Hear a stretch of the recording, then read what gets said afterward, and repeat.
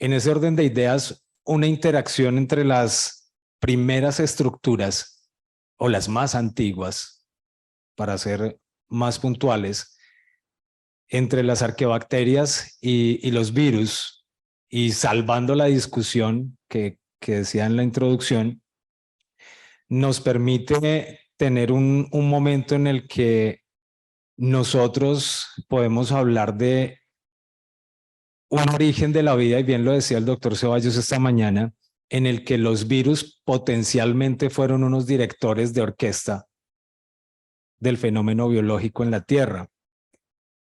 Si bien dentro de nuestro pensum, de nuestra formación como científicos, aún carecemos de bases sobre el origen de la vida y tenemos esa falencia, debemos de entrar a discutir desde esas primeras estructuras químicas, un proceso de selección química que posteriormente nosotros lo entendimos a través de Darwin como una selección natural.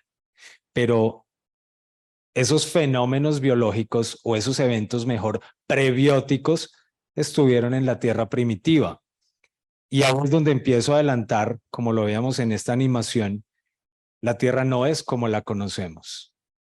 Quedan algunos vestigios de lo agresivo y de los ambientes extremos que fue este planeta. Y es lo que posteriormente nosotros denominamos ambientes extremos. Extremos porque rompen esa homeostasis o esas normativas que nosotros hemos establecido para que haya un equilibrio biológico. Y ese equilibrio empieza precisamente en la selección de esos elementos, que posteriormente se van a ver traducidos en los comportamientos biológicos y en las acciones metabólicas de cada uno de esos organismos. En la escuela nos enseñaron una típica frase, que las plantas eran autótrofas y que podrían fabricar su propio alimento. Qué frase tan desajustada, pero nuestros profesores tenían una buena intención. Ahora sabemos que es un proceso fotosintético inclusive que está siendo estudiado desde la biología cuántica, porque hay un procedimiento, hay un movimiento de un fotón a través de una estructura de membrana y que se ha estudiado pues desde la física, la mecánica cuántica, algo que los biólogos estamos aún todavía lejos de esas perspectivas. Pero dentro de esos ambientes extremos que tuvo la Tierra y donde al parecer empezaron los primeros escenarios evolutivos y de origen, es cuando empezamos a conocer las interacciones de organismos. Y esa Tierra primitiva y los ambientes actuales no son ajenos a ello. Por eso y la discusión aquí se iría bastante amplia y doctor Ceballos esta mañana lo mencionaba, los virus en esa dirección de orquesta no podrían comprender o estarían ausentes de este Luca, bien lo citó él esta mañana, ese ancestro común universal. Algunos autores lo plantean que ese ancestro común universal pudo haber tenido incluso características como los priones, es decir, esos fragmentos proteicos, no con la complejidad del virus.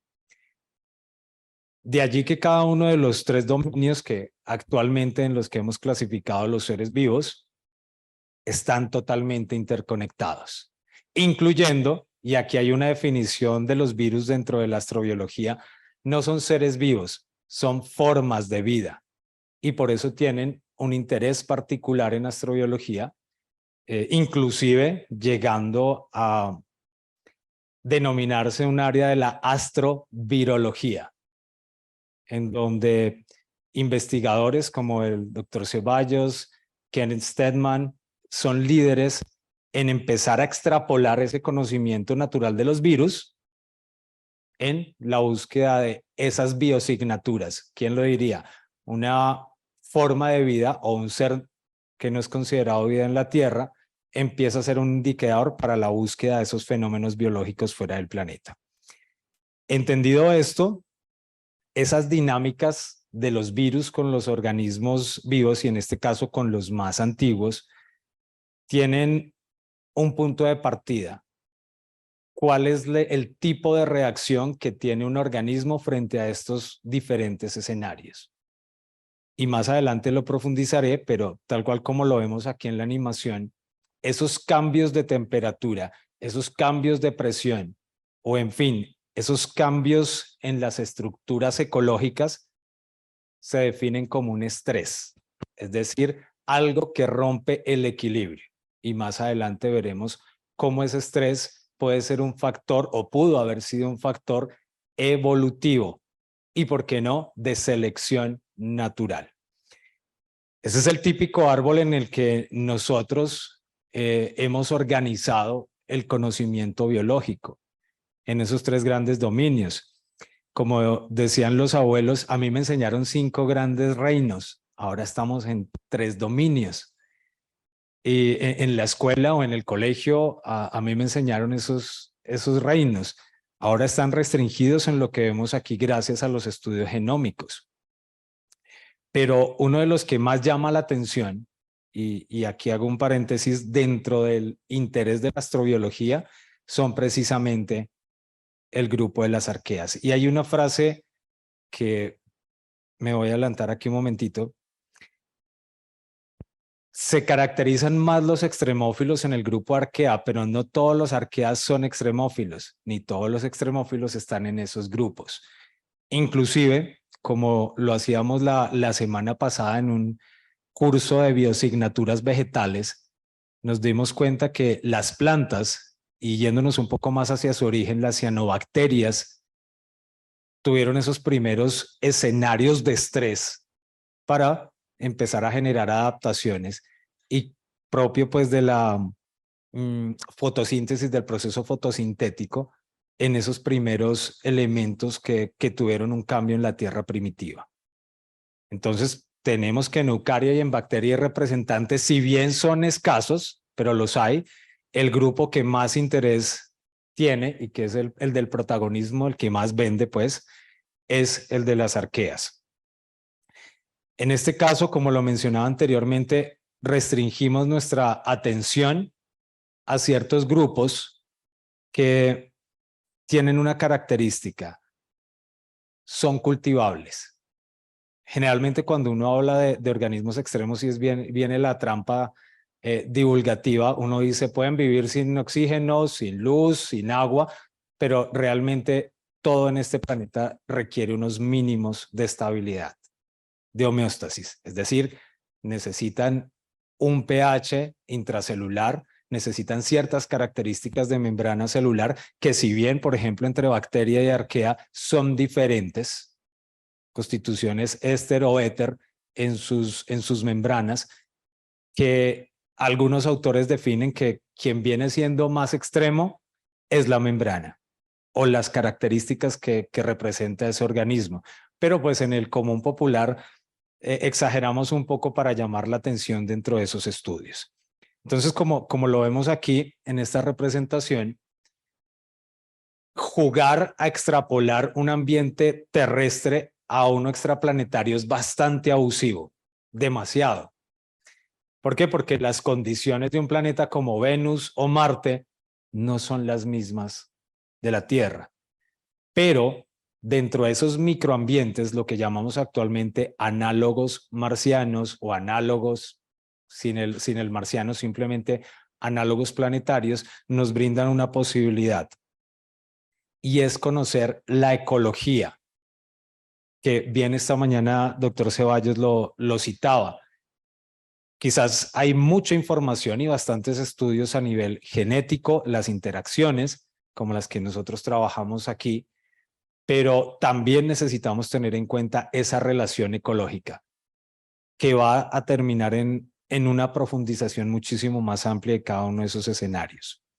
Los puntos rojos que vemos aquí, y ya lo citaba anteriormente, son los grupos que son cultivables, y ahí viene otra vez esa restricción que tenemos para trabajar con organismos extremos. Se deben cumplir las condiciones mínimas en un laboratorio para trabajar con ellos, bien sean psicrófilos, hipertermófilos, acidófilos, etcétera. Necesitamos que sean cultivables, ya que su trabajo in situ es más complicado y costoso. Entonces ahí tenemos un principal problema. Y bien esta mañana también él lo citaba. Y lo complemento, Colombia es rico en escenarios de ambientes extremos, pero no contamos con las condiciones de laboratorios de equipos y muchas veces de movilidad para trabajar allí. Entonces, esos organismos que son cultivables son los que son nuestro objeto de estudio. En el trabajo que desarrollé bajo la tutoría del doctor Ceballos, se eligió, y pues ya él lo citaba esta mañana, dentro de las líneas de investigación que se trabajan actualmente y que aún continúan en esa línea de profundización, se tenía dentro de ese grupo de arqueas a los sulfolobales, específicamente sulfolobos sulfatáricos, que es, como ya lo citaba anteriormente, probado en sus características de éxito en crecimiento de laboratorio. Digamos que es una punta de lanza en ese ejercicio pues de trabajo. Y las características cultivables de sulfolobos pues facilitan estos estudios y es uno de los grandes representantes dentro de arqueas, y la versatilidad, y en este caso una dualidad de poliextremofilia, por llamarlo de esa manera. Es acidófilo e hipertermófilo.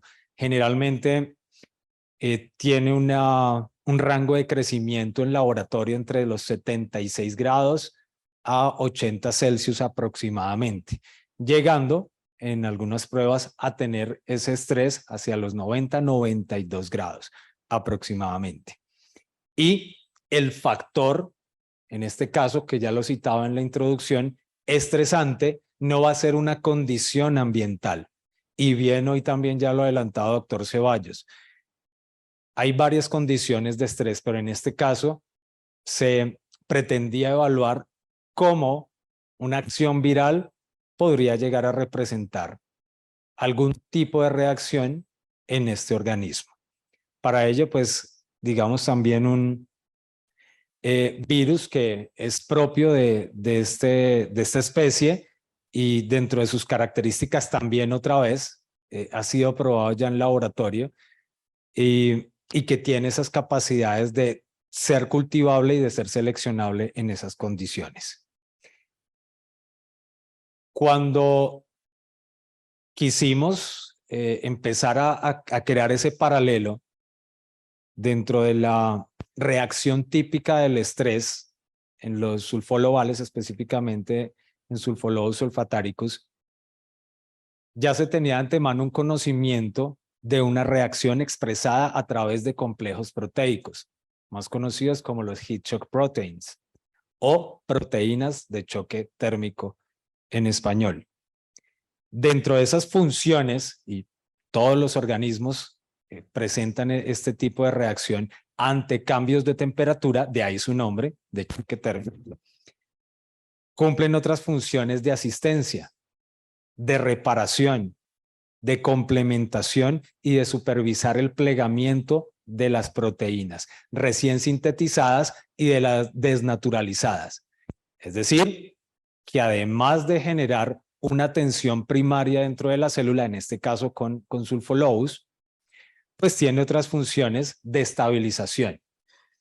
Entonces, en este punto, su rol evolutivo dentro de esos dos grupos característicos, y aquí pues el nombre en español es chaperonina, un chaperón, un asistente, un acompañante, alguien que ayuda, que colabora y que asiste.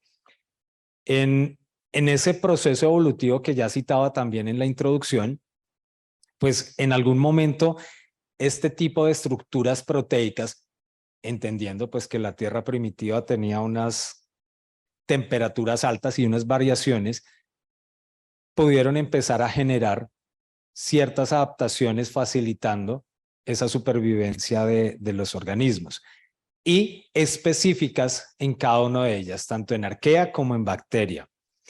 Y la diferencia entre cada una de ellas empieza a variar en una distribución de aminoácidos, que obviamente es muchísimo más compleja, pero como vemos aquí en la figura, la variación y la distribución de las subunidades de esas proteínas de choque térmico, pues van a ser características en cada una de ellas. En esta imagen, a través del color, pues vamos a entender un poquito más. Aquí en la parte superior vemos los dos grandes grupos, de los termosomas o esos anillos, esas estructuras de proteínas, en las cuales, dependiendo de la temperatura a la cual se vea sometida la célula, pues va a generar una distribución y una producción de las mismas. Como lo vemos aquí, en un estado de choque frío, térmico frío, algunos autores pues lo denominan proteínas de frío, tienen una alternancia, es decir, donde están presentes tres tipos que vemos aquí de subunidades, en este caso alfa, beta y gamma. Si esta temperatura se ve alterada, es decir, ya presentamos un fenómeno de estrés, desaparece una o está ausente. En este caso, como lo vemos aquí, 75, que sería la temperatura 76 de cultivable, pues solamente están las subunidades alfa, alfa y beta. Si esto llega a cambiar nuevamente, ese estrés aumenta, el tipo de subunidad que va a ser predominante es la beta. Entonces, aquí ya empezamos a ver que hay un proceso de adaptabilidad y de expresión en cada uno de los tipos de subunidades. Si bien esta mañana, y el doctor Ceballos lo mencionaba, algunos estudios están adelantando con la restricción de nutrientes. En otro caso, del pH interno de sulfolovales. También este modelo pues de Archaea ha sido pues estudiado en otros eventos, como ha sido las características de disminución de temperatura, otra en las que se disminuye el oxígeno, y en cada uno de esos momentos de estrés, la expresión que tiene el microorganismo es variada. ¿A qué queremos llegar con esto? En cada uno de estos escenarios, potencialmente las heat shock proteins o las proteínas de choque térmico podrían llegar a ser denominadas proteínas o subunidades de expresión de estrés universal, con la distancia que esa frase pues requiere, porque aquí ya tendríamos varios escenarios, o por lo menos dos, en los que esa expresión estaría presente, y no solamente en el choque térmico, de donde proviene pues su nombre. En este caso, planteábamos tres escenarios de cuestionamiento, de preguntas. ¿Qué hacía o qué generaba esa expresión en el choque térmico y que podría llegar a ser similar, en este caso, en la infección del virus al organismo? ¿Serían diferentes esos tipos de expresión y qué los haría diferentes? ¿El tipo de producción de esas proteínas por altas temperaturas o por la presencia del virus serían iguales? ¿O cuál sería su manera de expresar? ¿Cuál subunidad, como en el caso de la temperatura, como lo veíamos en la anterior gráfica, en la cual cuando superamos los 85 grados Celsius predominaba la subunidad beta? Esto también sucedería en el caso de la infección. Si bien dentro del trabajo que actualmente siguen en esa consulta, en estos primeros estadios preliminares, el único paralelo que teníamos y sigue siendo ese eje central, pues es el escenario del estrés térmico.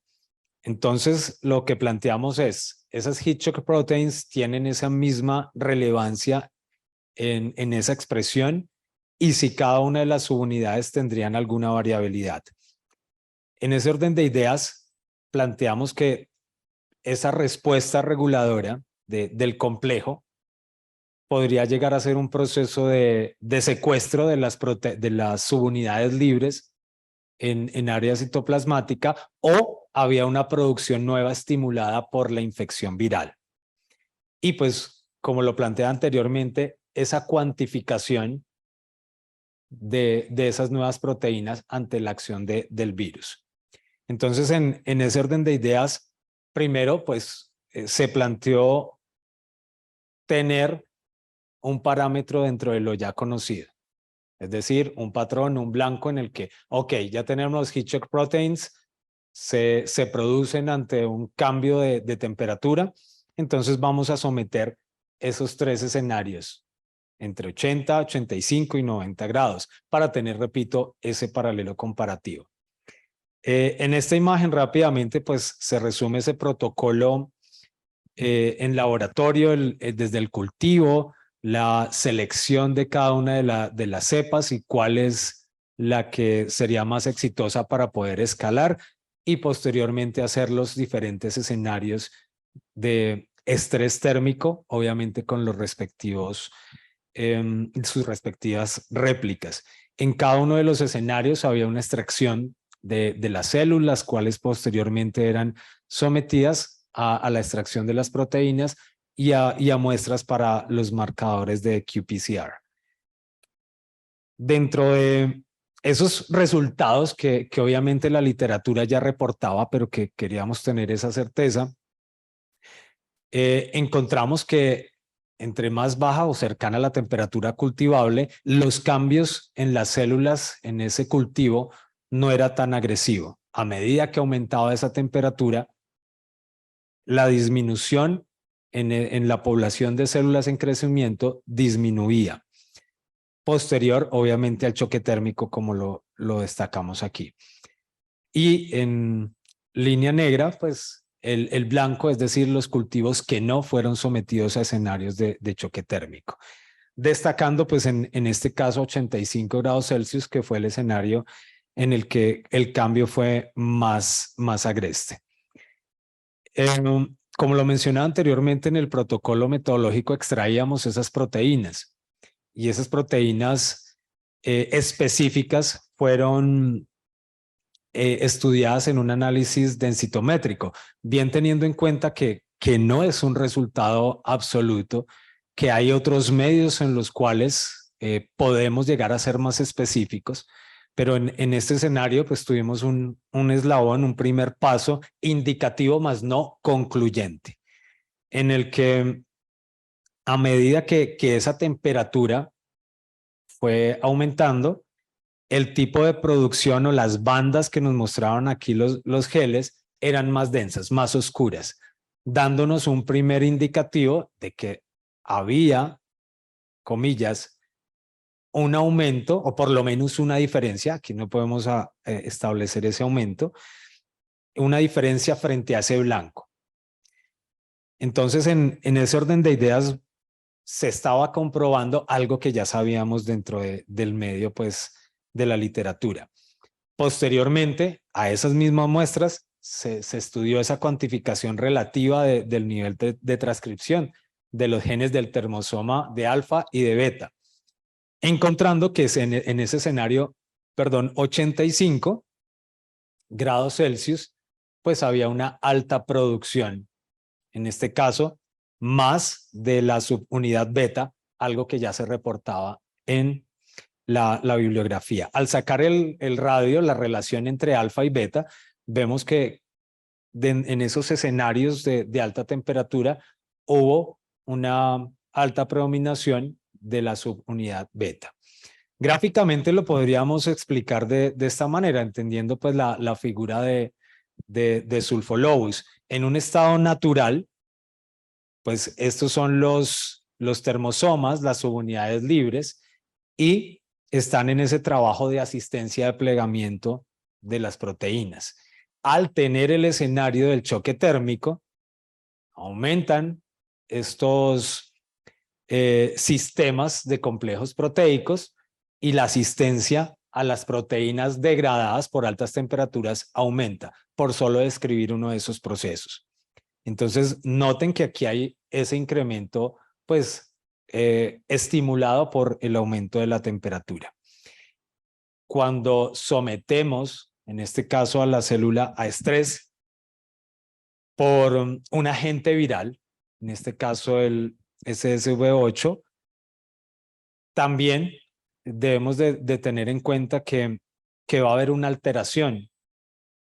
Si bien en la naturaleza hay procesos infectivos, no es natural y por lo ende se considera un escenario de estrés. Nuevamente en el protocolo, similar en sus procesos de cultivo, selección de las células de partida y posteriormente los momentos en los cuales iba a ser infectado. ¿Cuáles eran esos momentos de infección?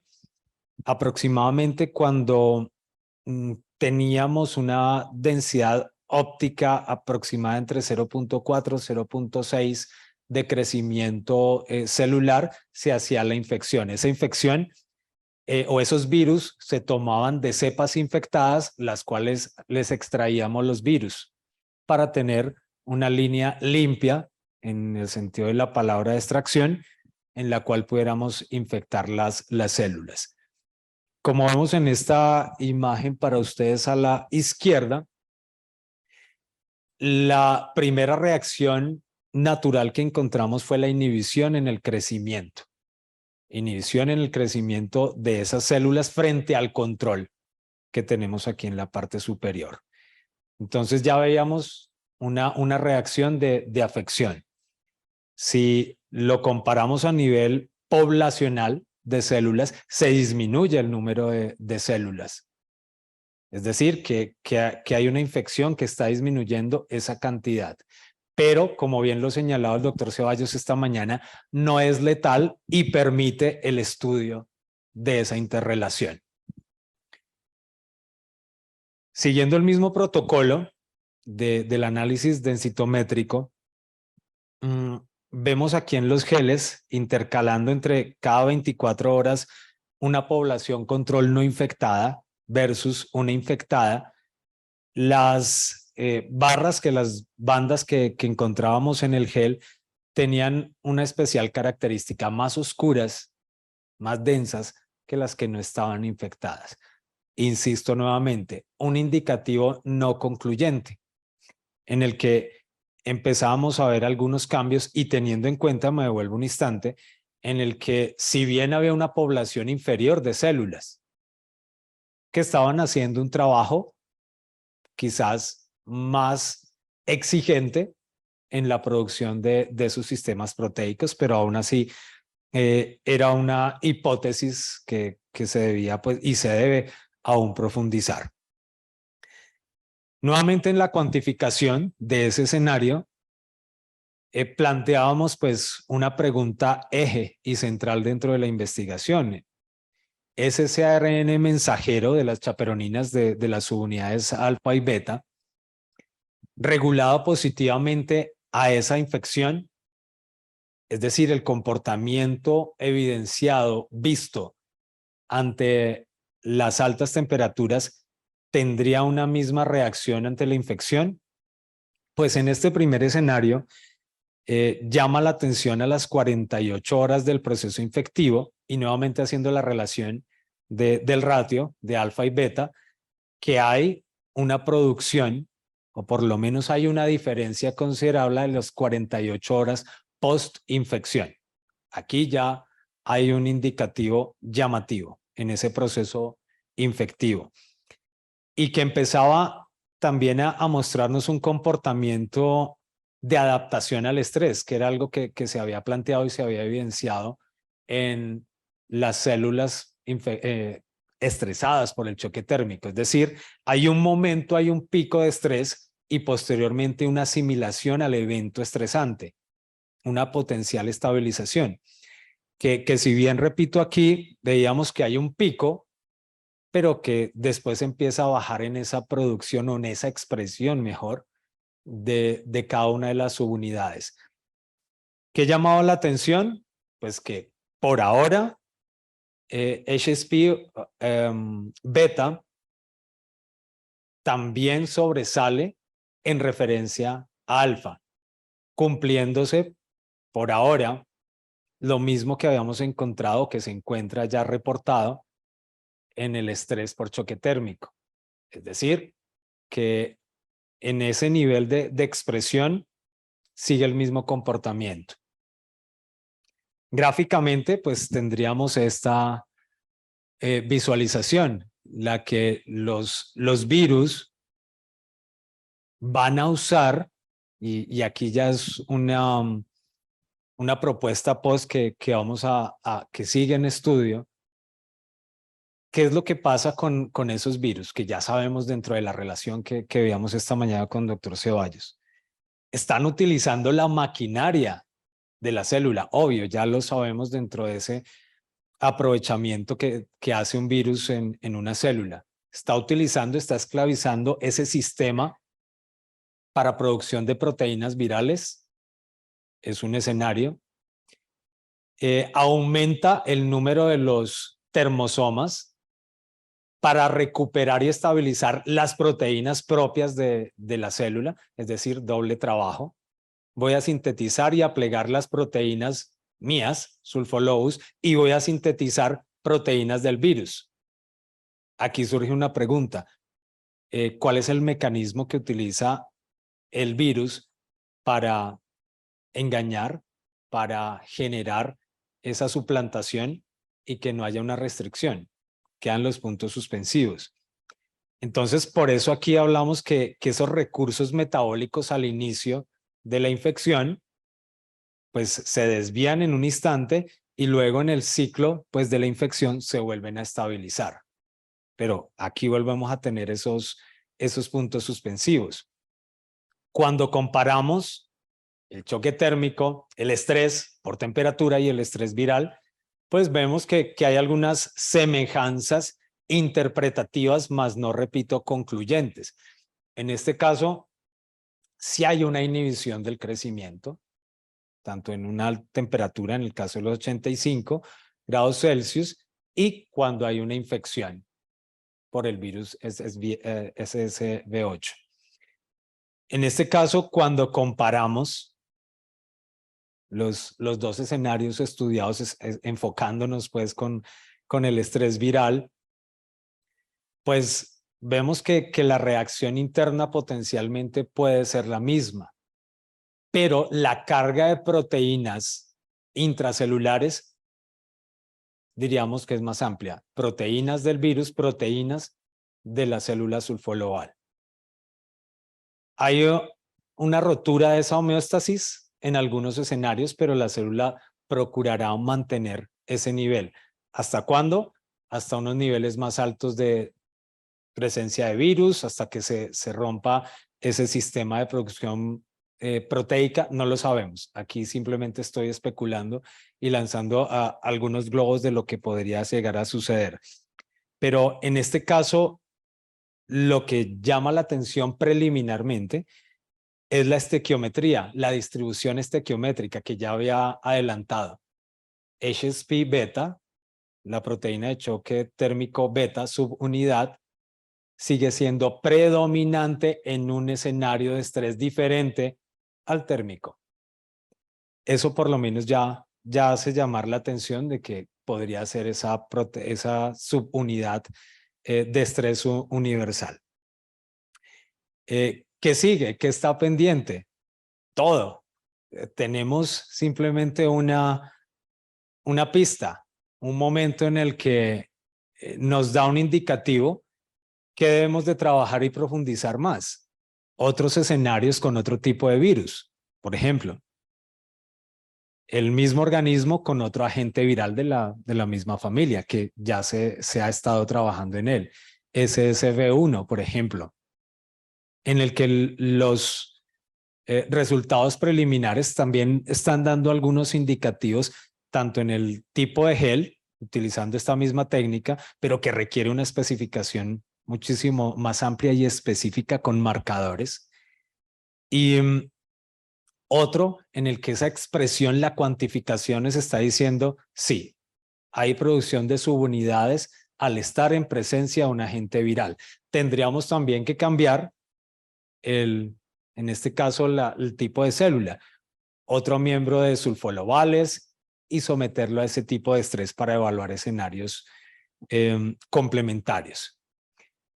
Algo que hicimos de una manera casi que accidental y que aquí este interrogante lo marca todo, fue a células infectadas someterlas a un estrés por temperatura.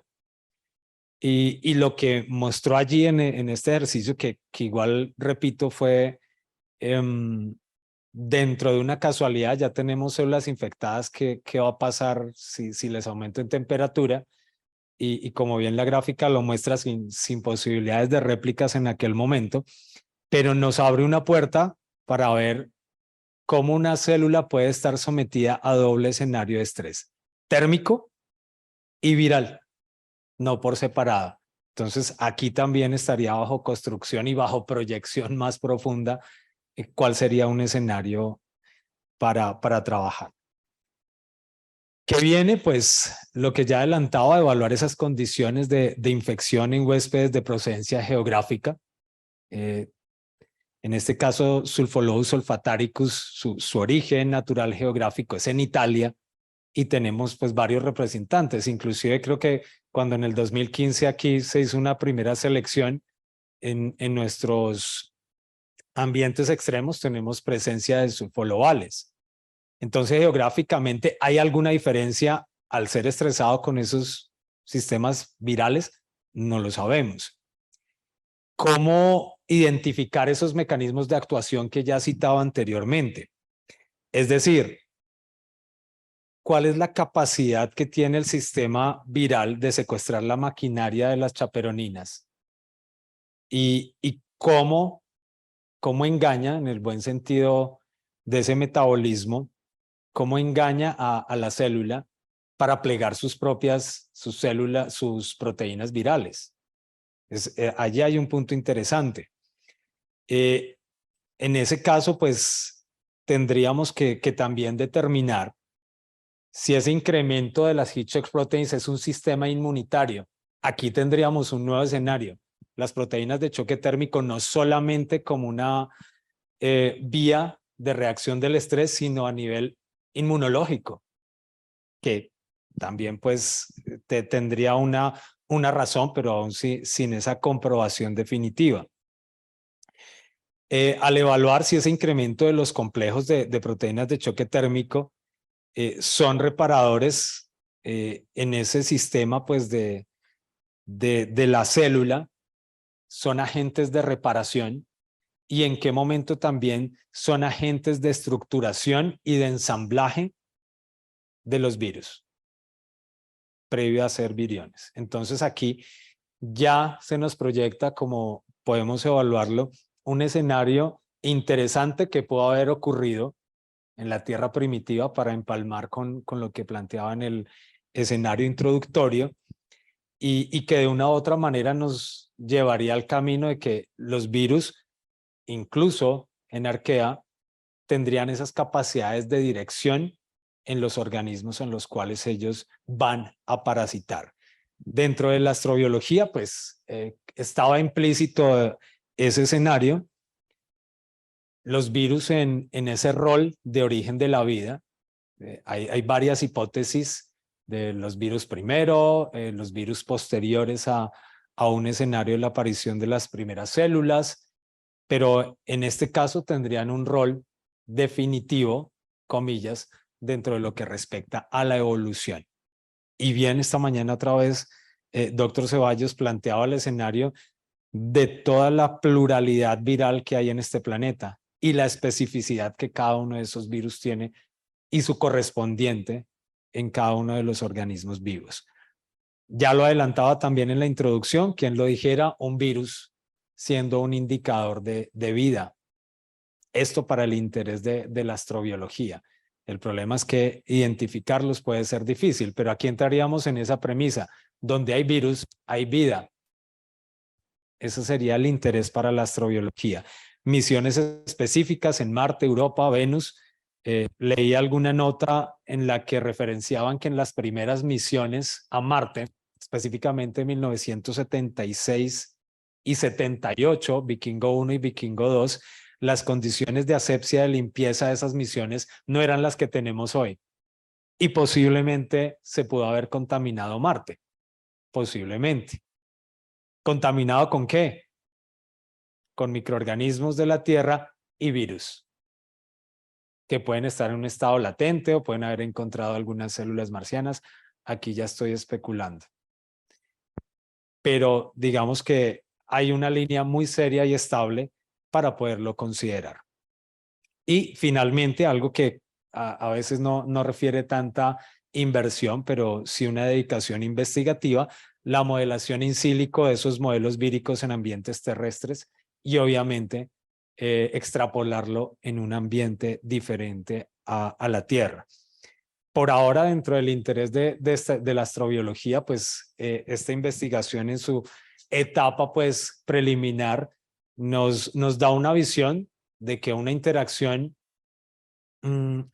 huésped-hospedero, en este caso Sulfolobus con SSB8, nos está diciendo sí, hay una razón para comprender un proceso evolutivo, para entender que los virus casi desde la misma aparición de la vida en la Tierra y no entrar en esa discusión de si fueron primero los virus o las células, tienen un rol y por lo tanto serán importantes para esa potencialidad de búsqueda de vida en otros planetas. En ese orden de ideas, pues la puerta está abierta, los escenarios complementarios siguen allí y pues el trabajo no termina en este punto, pero creo que nos aporta tanto para quienes están en camino a esa construcción científica como para quienes ya están en una línea más profunda a considerar y posterior a mi intervención, doctor Ceballos, doctora Jennifer, y mañana les presentarán esas potenciales vías de participación en proyectos en los cuales ustedes pueden colocar esa pieza faltante de rompecabezas, porque creo que en estas investigaciones uno deja más vacíos que cosas llenas, pero dejamos por lo menos una estructura y a la larga eso es la ciencia, dejar más dudas y más preguntas para que se pueda entregar esa posta. Por ahora, muchas gracias.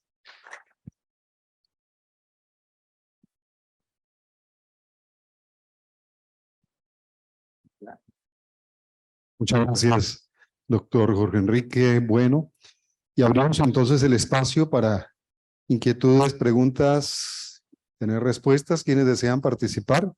Y ahí en Zoom tenemos también espacio. Sí, ahí miramos. Vale. Entonces acá en el auditorio, ¿me ayudas acá con el micrófono? Hay que seguir trabajando, María del Mar. No hemos terminado la jornada. Bueno, nombre y la pregunta, por favor. Gracias. Bueno, buenas tardes, mi nombre es Rosa María. Mi pregunta es si hay alguna posibilidad de que con estas proteínas que usted estaba mencionando, las del propio Federico, pues puedan de pronto aportar a problemas de, pues, ambientales, como por ejemplo la bioremediación, o si por ejemplo si ustedes están trabajando en el tipo pues, de las arqueas, de pronto si a partir de estas, al colocarlas con otros tipos de estrés como el osmosis, con pH, no sé, estrés químico, si se pueden generar otras proteínas, pues a consideración suya, que puedan ayudar en el problema ambiental. A nivel de bioindicador sería una posibilidad alta. De hecho, el ambiente en el que, por ejemplo, en el caso de Sulfolobus, hipertermófilo y acidófilo, nos daría una perspectiva en cambios graduales de temperatura. Podríamos tener algún tipo de correlación en este momento, cambio climático, pero en otros factores de estrés tendríamos que considerar también su ecología antes de considerarlo como ese factor de bioremediación o incluso desde mi punto de vista sería más un bioindicador antes de llegar a un camino pues de reparación. Serviría también como un modelo a otros escenarios biológicos de interacción en los que, si bien, por ejemplo, esta mañana el doctor Ceballos mencionaba a nivel de medicina los virus utilizados como ese vehículo reparador, pero aquí en este caso podría ser el virus en algún tipo de acción reparador ecológica. Por ahora lo podría pensar en ese escenario. Ya a un nivel intracelular, las Hitchcock proteins, bien lo citaba en la presentación, se pueden estar considerando como proteínas de estrés universal. Entonces, si yo entro en el universal, cualquier otro factor que rompa ese equilibrio, pues me podría estar diciendo algo de acuerdo al comportamiento de la célula, pero potencialmente serían interesantes utilizarlos en lo que planteas, Luisa.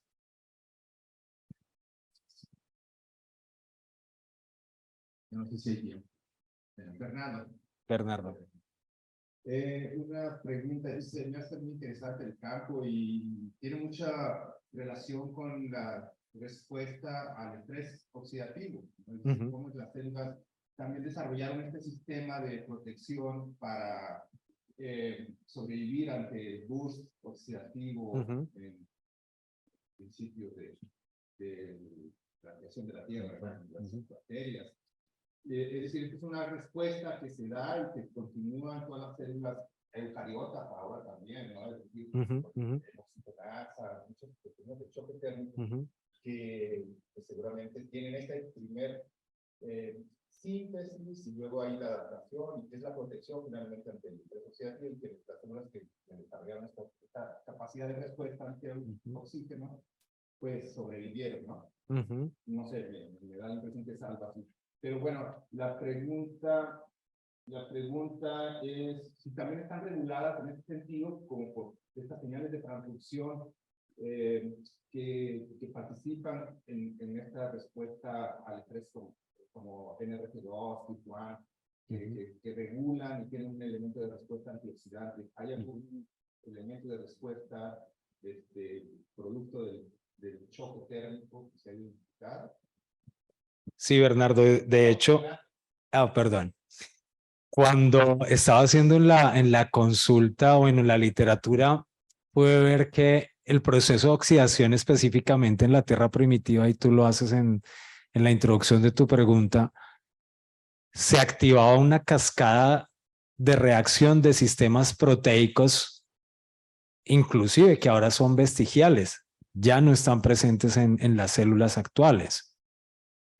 Y uno de los cambios pues, en la tierra primitiva, pues, ¿cuál fue? El oxígeno. Pues, aquí había vida en un ambiente anaeróbico. El oxígeno fue un agente contaminador.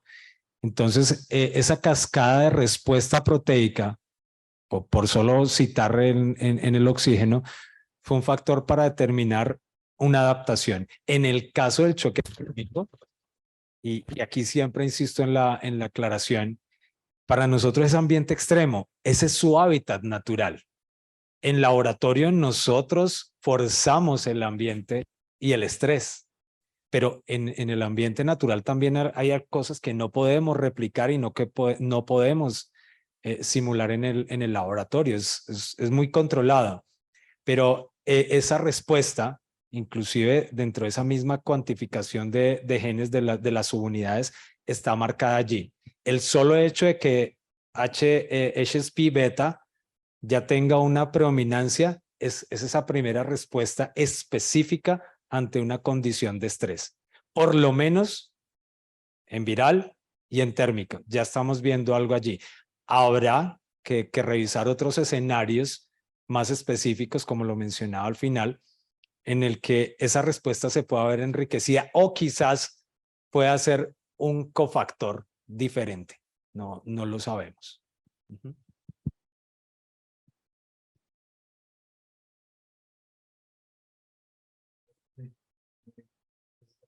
Tengo una pregunta.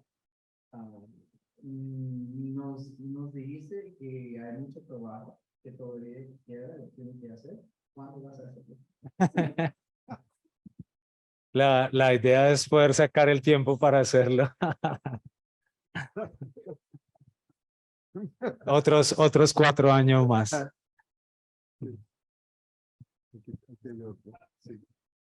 hay dos preguntas. O sea, aquí hay dos. Vamos con Hola, mi nombre es Andrés. Hola, Andrés. Tengo una pregunta, básicamente de las personas con virus, como Ceballos y la tuya, trabajando específicamente con arqueas, es un tema que realmente me apasiona mucho y es, ¿hay algún modelo de simbiosis con virus en arqueas? Porque, pues, ustedes hablan sobre la importancia de la evolución, ¿cierto? Pero pues tenemos que tener en cuenta de que los organismos no evolucionan solos, ¿cierto? De que realmente los virus pueden estar ayudando a la adaptación de diferentes tipos de microorganismos.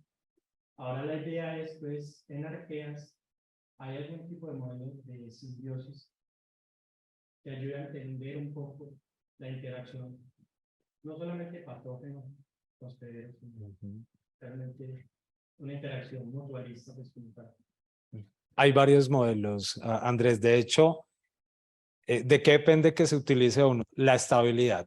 Sí. La estabilidad en esa relación y sobre todo ahora en la parte técnica, lo cultivable, que podamos tener a lo largo del tiempo una visión de observación. Es decir, que lo podamos trabajar en laboratorio.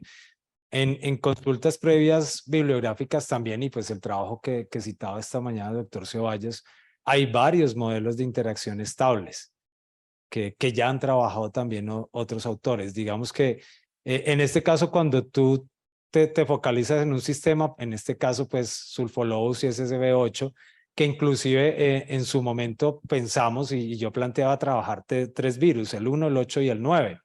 Pero pues el trabajo, y bien ahora que el doctor Ceballos hacía la pregunta, pues no estaría hoy hablando aquí, estaría todavía trabajando allá.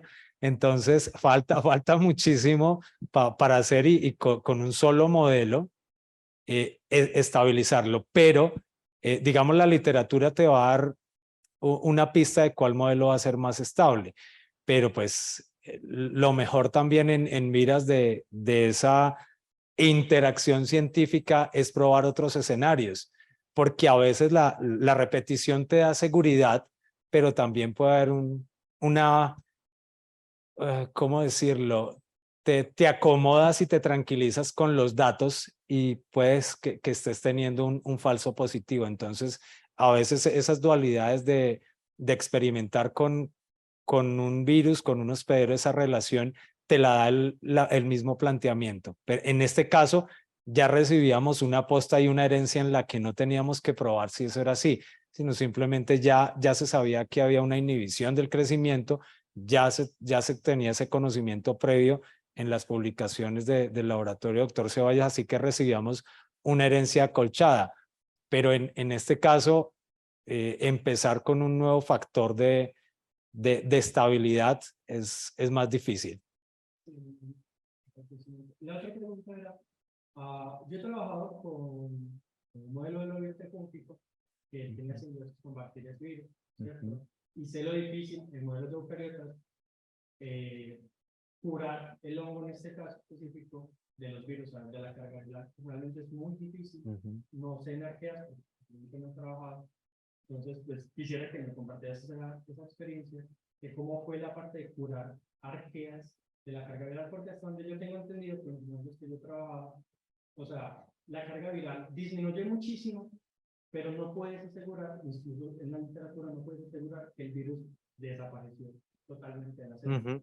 La carga viral va a ser mínima, pero incluso es uno de los problemas de trabajar simbiosis, ¿cierto? Porque no puedes sacar, por decir, no puedes tener los actores aislados. No sé cómo sea. Esa curaduría no se trabajó.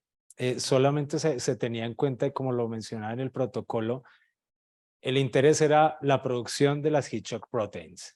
Pero dentro de la literatura, y bien se planteaba en una de las primeras hipótesis, hay una estabilización. Si hay una estabilización, Andrés, entonces es porque hay una reparación, o tomando tu palabra, hay una curaduría de la célula, posiblemente. Ese estudio también sería importante tenerlo en cuenta, cuál es el valor o la capacidad restaurativa. Exacto, sí, pero en este caso hubo infección positiva, producción de las heat shock proteins, extraer y ya. Digamos que ese factor evaluativo sería importante también allí tenerlo en cuenta. A ti.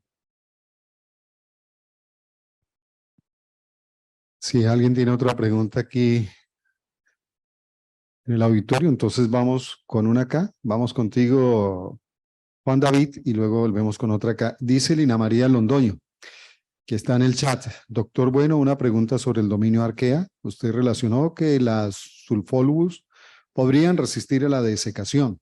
¿Qué mecanismos de protección a la desecación se han registrado en este dominio? Según lo que yo había leído en esa preparación previa, radica la desecación en su membrana. Hay una característica especial en la distribución de la capa de arquea con los éster que permiten un aislamiento y una capacidad de contención hídrica. En este caso, no es total, no es definitiva. Hay un límite previo pues al rompimiento de la membrana o simplemente a una desecación total. Pero sé que es a partir de la membrana que está esa resistencia a la desecación. Lina. ¿Lina? Lina María. Sí, Lina María. Julián. Hola, mucho gusto. Mi nombre es Julián, soy biólogo. Y bueno, primero, muchas gracias por la presentación, muy interesante. Es maravilloso que podamos hablar de ecología de virus, porque casi siempre pues, la virología la vemos muy desde la parte clínica, la mayoría incluso. Y pues hablar de ecología es muy importante, la colación. Mi pregunta tiene que ver con la parte final, las conclusiones y la discusión, donde nos hablas pues, de la necesidad de nuevas preguntas de investigación a responder y en particular sobre el tema de los modelos para comprender cómo los virus podrían vivir, digamos, en el medio extra, más allá de la biosfera.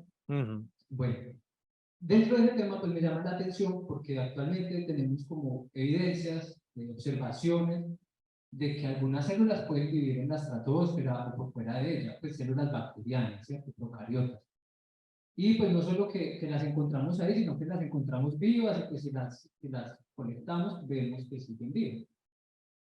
Entonces se me genera pues como esa inquietud sobre lo que tú nos puedas contar, si solamente en virus, digamos, ese tema se limita a modelos teóricos, o si existe alguna observación o evidencia sobre un virus, digamos, biológicamente íntegro en la estratosfera o fuera de ella, digamos que nos permita como ver más esa posibilidad, y no solo dentro de lo teórico, como quizás ya lo conocemos para las células procariotas.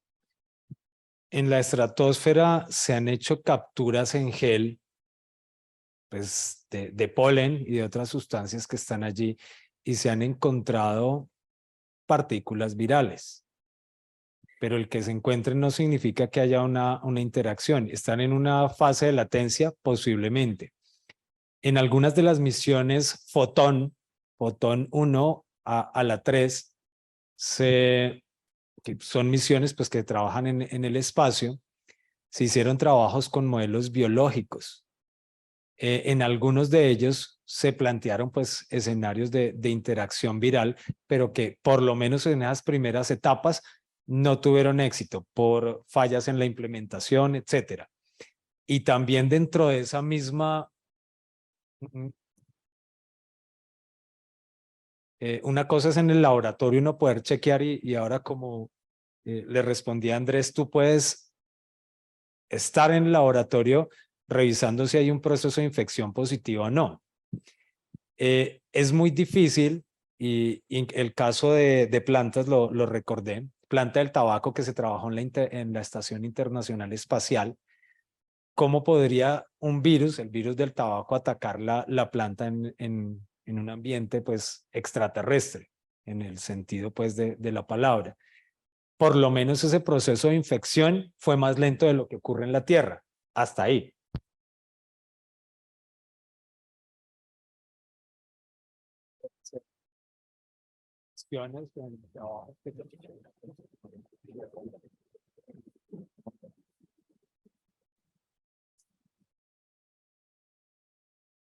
Podría también plantear esos escenarios. Aquí yo tendría una particular confusión de algo que yo mencionaba en el inicio. Si no son seres vivos y si no son formas de vida, ¿qué protocolos de identificación de virus vamos a tener para virus extraterrestres? Sí, ya es complicado aquí. ¿Será que esas huellas que tenemos aquí las podemos utilizar allá? ¿Hay algún cambio en las estructuras virales? No lo sabemos, estando fuera de la Tierra. La radiación les afecta. Ese tema seguiría siendo muy amplio.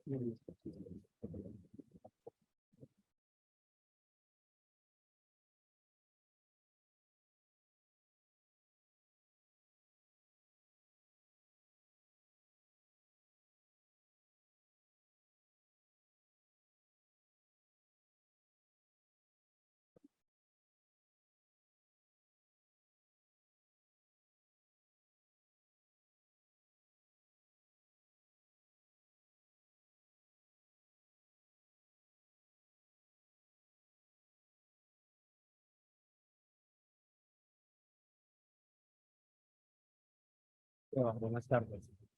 Pues uno de los puntos de partida de la biotecnología, metodología de los extremófilos, yo creo que es una trampita y empiezo por ahí, en la cual uno logra tener financiación. Si uno presenta un proyecto para decir que va a buscar microorganismos en Marte, ninguna ciudad pues va a financiar. Si tú dices que un metabolito, que algún producto primario o secundario del metabolismo es extremófilo, como la tal polimerasa, pues de pronto hay una mejor proyección. Yo creo que ahí es donde radica el éxito, Esteban, de los organismos extremos, y bien lo mencionamos ahora. La ecología, el ambiente, el todo de ese organismo. Si entendemos todo ese proceso de relación de nuestro organismo con su medio externo, vamos a tener mejores resultados biotecnológicos. Con la pregunta inicial de Luisa, vamos a poder tener quizás unos bioindicadores de unos productos de metabolismo de extremo para la inclusive imitando los procesos de la tierra primitiva, las cuales la interacción de microorganismos en el suelo facilitaron posteriormente la preparación para la sean bacterias, plantas, las relaciones interespecíficas